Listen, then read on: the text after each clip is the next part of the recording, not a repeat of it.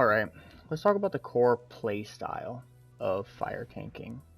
So, with your fire tank, you're not going to be blocking, like at all.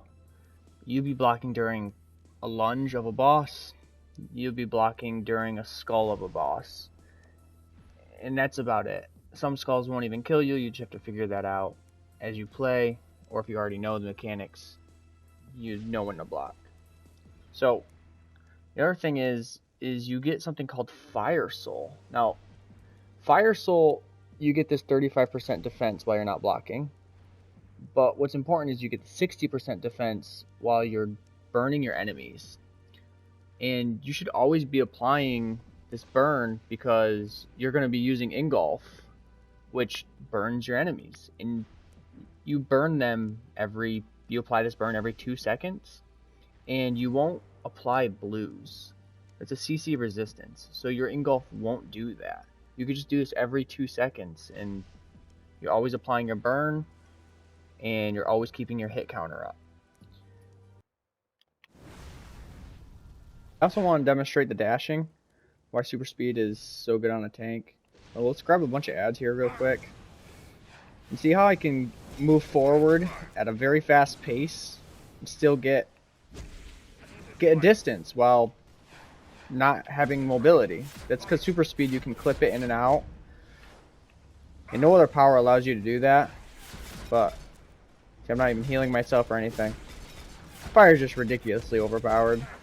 You gotta remember, I have no artifacts on either. No artifacts. Alright, I want to demonstrate the engulf pull and keeping the counter up and the lunge. So a lot of really good tanks know this, but if you're new to tanking, this is something a lot of people also don't know. So you have your lunge. What you do is you clip your lunge with your pull. So I have my pull on my L2 square because lunge is square. So, right, that's the pull. So you hold your square and then pull. See how it cancels it out? So you could do 2 abilities at once. So here's it demonstrated on an ad. See how I pulled it? But I also lunged it at the same time. Now I'm keeping my hit counter up. So now I have my Fire Soul. So I have 60% extra defense right now. Talk about generator mods as a fire tank. So the first thing you're going to do is you're going to go into health. You're a health tank. You're a resto tank. Yes, you can go into Dom here, but it's not as important as your resto. Next, I got Might. This is for the DPS side.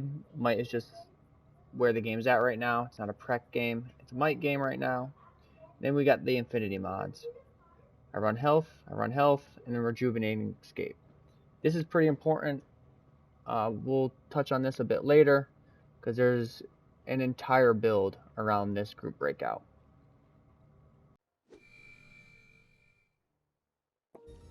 Alright, let's talk about the consumables. Now, a lot of people argue that the breakout trinket is what you need, and I'm going to argue no, because every time you use a breakout trinket, it doesn't do anything. Because you're in content now where if you're in a box, you use a breakout trinket, your guy breaks out but you're still in the box, so it's useless. Or if the hellish spirit thing that's in NUE is freezing you, use a breakout trinket, yeah, your guy breaks out, but then you still can't use any of your abilities and you still can't move. It's a pastime trinket, in my opinion. And the stuff that's more useful now is Boo Jr. This thing will apply shield on you. And then if that shield breaks, it applies another shield on you. And if that shield breaks, it applies another shield on you. Boo Jr. is insane for shields. And then you'd want to use Red Lanterns. Red Lanterns have the highest dominance in the game. It'll pull anything. Okay, so there was a map where there was Hydra. Hydra stayed in the center of the map. But if you had Red Lanterns, it would pull it out of its area. And it would break the Hydra. Red Lanterns have an insane pull. And then you have your emitters. This is what you use to stun your ads as fire. Then you have your trinket. You could just read the health that it gives you. I shouldn't need to say any more. Let's talk about the loadout here. So we got Stoke Flames, Engulf, Burnout, Hard Light Shield, Burning Determination, and Immolation. The order that you see me have these in is important, specifically if you're on PlayStation. If you want to run these in a different order, I don't even want you to watch this video. This whole video is designed around how you're clipping these abilities together. On a PlayStation, you can easily slide your thumb from square to triangle, R2, square to triangle. You clip your engulf with your Stoke Flames. And then we know that on PlayStation, you can easily clip triangle into square, and you can clip triangle into circle. So your clip here is triangle into square, triangle into circle, L2, triangle into square, triangle into circle. Now the other hand, R2, square into triangle. Now we're not clipping this ability. We're not clipping the X. You can clip it with triangle. It's not that important. This ability you use on cooldown, regardless of where you are on your clips. Alright, let's talk about your skill points. Now, with your movement, which I suggest having super speed, grab your speed force. This is so that you can dash around. Grab your dash attack, which is usable in some situations, but very rare. Phase dodge, that's only survival mode, but I'd still grab it. Grab these, so you have your nets. These are your resistances, 10%. I haven't noticed a difference, but the common consensus is to grab them, so I just grab them. Iconic powers, Amazon deflection, grab it. It's useful in specific situations. Lasso, useful in specific situations. Hard light shield, you're going to have this all of the time. And then your weapons. Now, I do something a little different here. I make sure I'm able to grab my flurry shot. That way I have the mobility of using that shield, which is an extra point. You don't need to do this. I just have enough skill points to do this and not worry about it. And then when it comes to the important stats, go hybrid. After you go hybrid, grab 20 and 20. Or 20 and 40, I'm sorry. This is important. I don't care how many skill points you have. You grab this first. You grab your super speed. Then you grab 20, 40. If you only have 100 skill points, you grab hybrid. Then you grab your super speed. Then you grab 20, 40. In that order. Now, I'm sure if you're watching this, you have extra skill points. So you grab 100 into your health, put 100 into Dom, put 100 into Resto, in that order. If you have more skill points than that, then you put the rest into health. And if you have more skill points than that, you put the rest into Resto. Dominance for fire isn't very useful. Yes, I have a shield rotation I'm going to be showing you, but it's a healing shield rotation. That's why this is more important, the Resto over the Dom.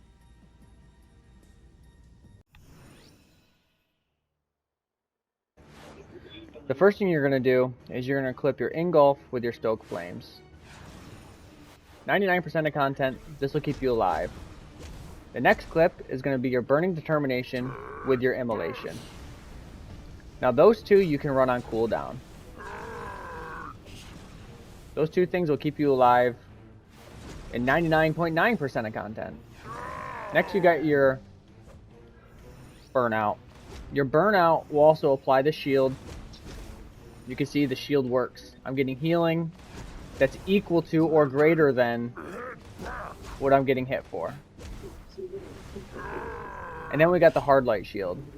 The hard light shield you can clip with your Burning Determination. You could also just pop it. It's a 100% shield. We also got your Boo Jr., we could pull him out. We can show how he gives you shields. Let's pull out the red lanterns to show you how he pulls.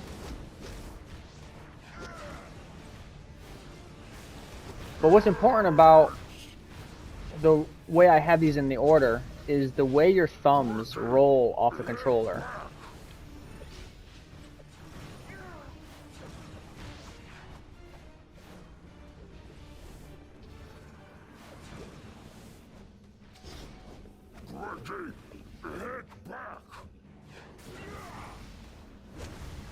Any damage I do get is instantly healed.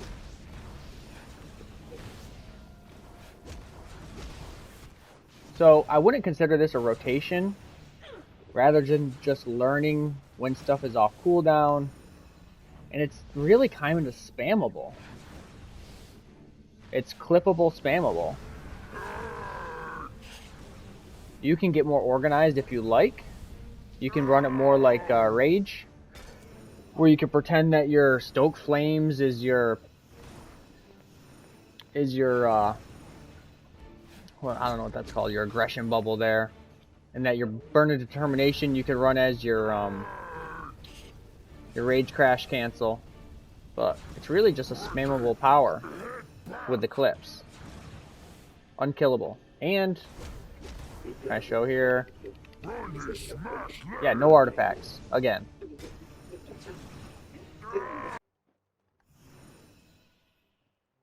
If you do want to discuss artifacts, which I can say you don't need artifacts, but if you want to discuss them, these are the 3 that you want. Las Pit, Mystic Symbol, and Everyman. Now if you're new and you're upgrading artifacts, just get all of these activated to level 80. And then just upgrade them evenly. There's no reason to upgrade 1 to 200 before another. Just evenly upgrade these 3, and you'll never need to swap anything in and out. Just keep them on. Now, if you're an endgame player that wants to do Elite Plus, everything in this video you should completely understand. And then we start talking about artifact swapping. Now, your last pit water will proc, which will make your guy turn green. The very instant your guy turns green, you swap out Las Pit with Manacles. And then around 5 minutes, you would put Las Pit back on. So your guy turns green, swap it off, swap on your Manacles, and you're fine. Unkillable again. And then when about 5 minutes, take it off, put your Las Pit back on. So you have that ability for if you die, you can just not die.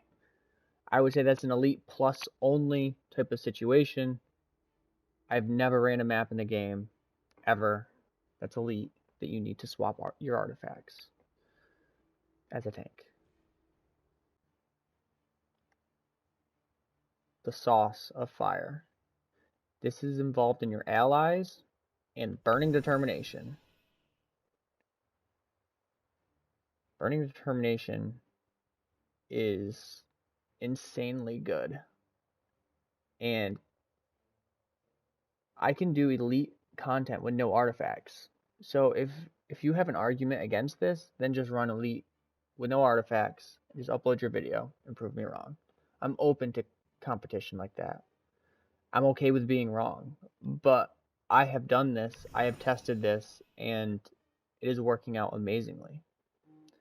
Now, Burning Determination with your allies.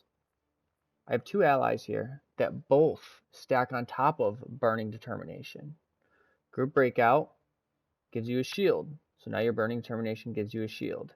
Yes, it's a 30% damage reduction shield, but you also get healed with the 30% damage reduction shield, and you get healed more than what you're getting hit for. And then you have, when you use your Group Breakout, you get resistance for 36 seconds. This is really good. You can't get CC'd, and you can use your Group Breakout every 18 seconds, so you never get CC'd. And then you get your bonus power recovery of 12%, which is great because you're not running, what's this guy called? You're not running Cyborg for passive. So you already get passive from your breakout.